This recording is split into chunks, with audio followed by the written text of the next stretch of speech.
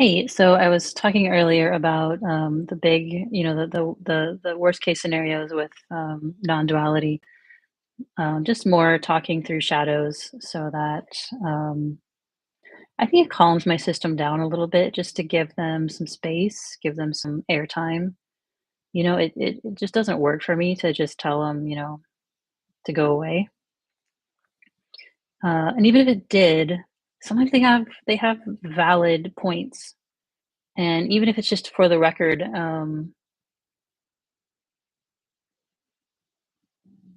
That they spoke up about them, and maybe it'll turn out they were right. I don't know. I don't know why exactly. Just feels like the thing to do. It feels alive. That's what, Chelsea, one of the other non-dual, um, people on YouTube, she says, she's talking about how this feels alive to me right now. This feels alive to me right now. I don't need to I mean, I can try to justify it as probably an ex post facto justification. It's just happening. So here we go. The last thing I was talking about was how, um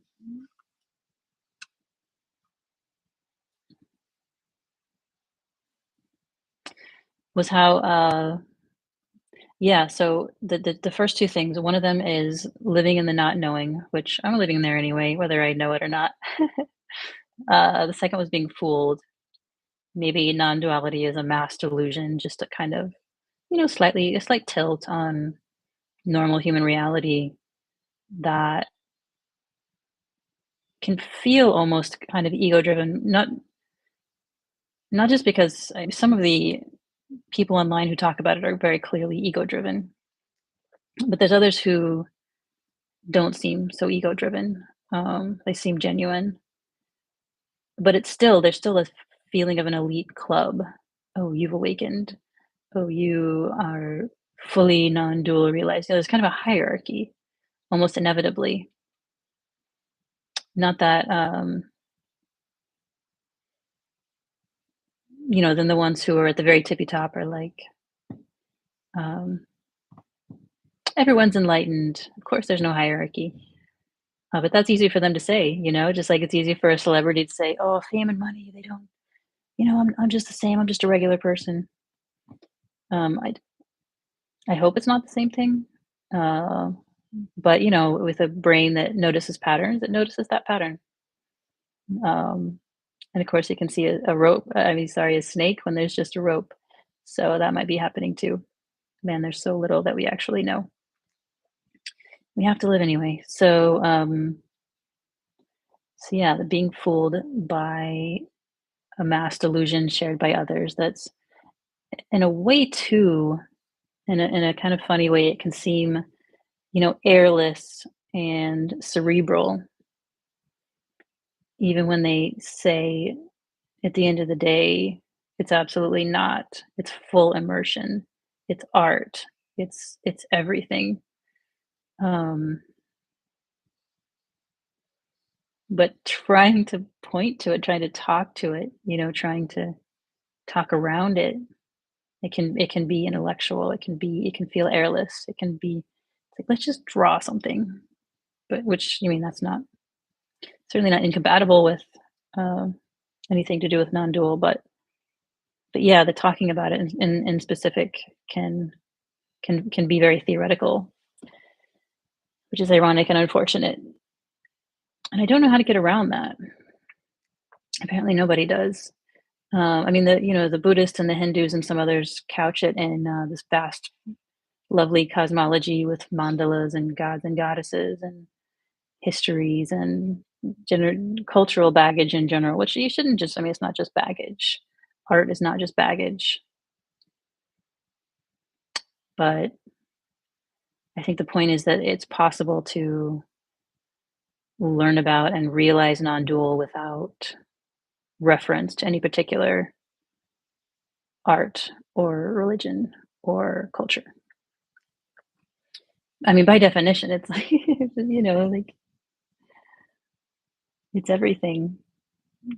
And of course, every religion and so many ideologies think they're everything too. They think they encompass all of it. I mean, why would people follow it if they didn't think that? So maybe I'm just following in those footsteps in a slightly more clever way. Like this is a religion for clever people. It's possible. It's possible it's not. It's possible this is where the buck stops. It maybe, or at least in this life, in this form. Be nice if it was. And the glimpses I've had of it,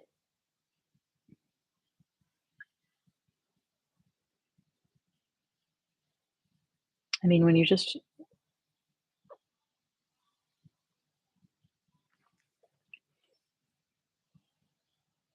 like I've said before, in a sense, it is self-evident, self-validating because to be in this life with no made up buffers, made up barriers, made up distance, it's always an option, whatever you want to call it.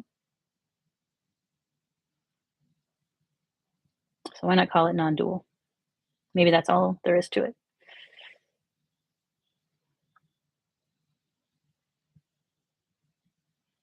And then the mind wants to know the nature of how it all works together, how it all fits. What's the bigger picture? What's the bigger pattern? What's the bigger? Maybe there's no bigger. Maybe there's just as far as this form slash no form is concerned, could possibly be concerned, living this sort of raw version of life is the best we can do. And, you know, I wonder sometimes where does the wonder come in? Because I feel like there's still some kind of dampening field around that enthusiasm. I can feel it sometimes, and it's so wonderful, but then the dampening field comes back. And I can see a butterfly and feel as light as the butterfly, and I can see a butterfly and feel bad about extinction events, you know? Um, or I can even feel bad that I can't feel awe at the moment. Yeah, maybe just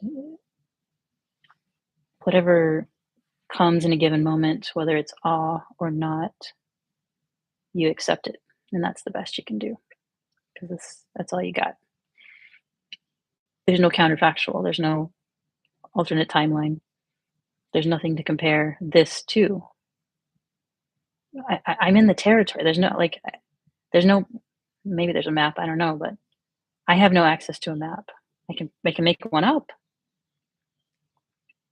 but I haven't. The map is never the territory, even if I had a map. The territory is the territory.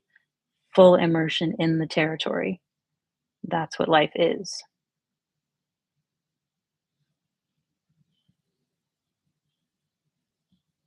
And as far as what's beyond that, maybe that's not the right question.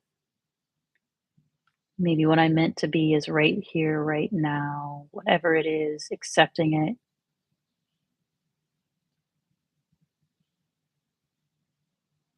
The end. It's not for me to ask any for any more than that.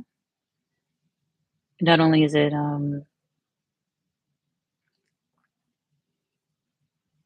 I've got just this full immersion in a sensory world that is full of wonderful stories. We're always talking about getting rid of stories, but there's beautiful stories. Stories aren't necessarily bad things. It's just when you think that story is you, and history couldn't have happened like it happened, for better or worse, without people believing in stories.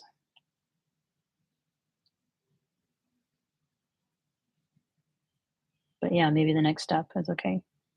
Use the stories to get to a certain point, and then use the framework, and then transcend the framework. Cross the bridge, and then forget about the bridge. That might be where we're at. That's kind of, I guess, if there is a an overarching story, that's the overarching story that makes the most sense to me at this particular moment. So, yeah, like I say, gonna keep living without too many breaks, other than the odd video talking through shadows and doubts. Because I doubt I'm alone with these thoughts. Maybe I'm extreme with my level of and detail of doubts. I don't know. I really don't. Um, but this is me. This is what I'm doing. This is what feels alive to me right now. So here I am. Okay, so the not knowing, being fooled, and the wasting life. So this is a big one. What if I could have done something else? And this is a similar thing to what I felt with my career. You know, I didn't put together a traditional career. I didn't go to I could have gone to law school, I could have gone to business school, I could have gone to grad school, I could have joined the foreign service. I could have there's lots of things I could have done. None of that felt alive to me personally. It made me feel like I wanted to kill myself. Um, and an inner critic would say, "Oh, well, you're just lazy or you're just afraid you can't hack it." And there might be some truth to that. Uh, but I can tell you, even as a kid, I really identified with Ferdinand the Bull. Everybody else like, "Oh, to be the best bull fighters, the best whatever, and best fighting bulls." And Ferdinand is like, "Man, I just wanna smell some flowers, like, you chill out. I mean, do your thing, guys. I'm gonna chill out." Um, and, that doesn't mean being passive. It doesn't mean doing nothing.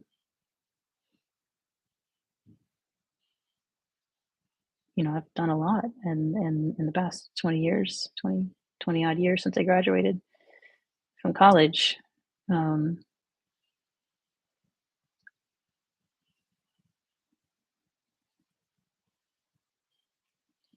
I feel like I've lived a lot of lives. I feel like I've lived maybe in some ways the only life I could have lived. Is every choice point, every juncture I did,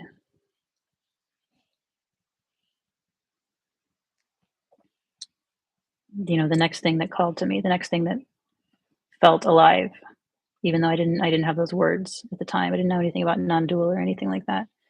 It was just instinctual. Just, I had a job for a while at a think tank in DC, and a friend of mine said I was like Daria, like I was barely alive. And I'm so grateful that somebody, you know, offered me a job to get out of that place and then fired me from the new job because I needed something. I needed to get slapped out of that life, out of that nonsense that just didn't fit me at all. I was not alive. That was not alive for me. It was in some senses that, there was alive moments and parts and I learned a lot, but I was so glad I got out of there. Um, okay, sweetheart, I'll be there in 1 minute. Um, so I guess the answer to this again is there's no counterfactual. There's no alternate timeline I can compare this one to. If I had done X or Y, if I had done this or that. Like, what can I do other than what feels most alive to me in the next moment?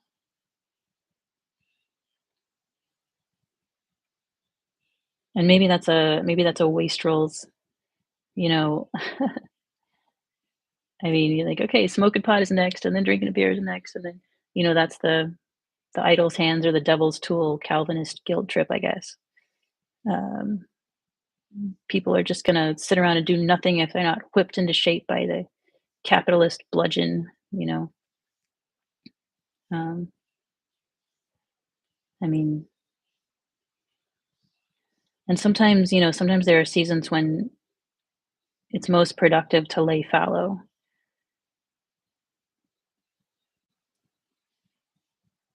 whatever that can mean.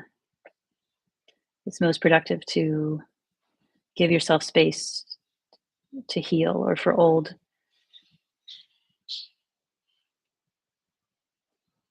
repressed feelings to surface and come through. Um, I just was watching a YouTube interview with somebody who spent 7 years basically laying fallow because this was just the thing she dedicated herself to, this enlightenment. Um, I don't think I'm going to be doing that. If it takes longer, it takes longer. But I have two young kids. I have a novel I want to finish writing, and on and on. Um, but this is a priority too. It's in there for sure. Um, if it turns out to be a waste of life, at least it felt alive along the way. I can't. I'm not somebody who can just decide. Okay, I'll do the societally sanctioned, society approved actions because I think I need to. Like it's not me. So it's such a terrible thing to be me, to try to figure out who I am. I don't know. I guess I'll find out. All right, it's dinner time, y'all. Cheers.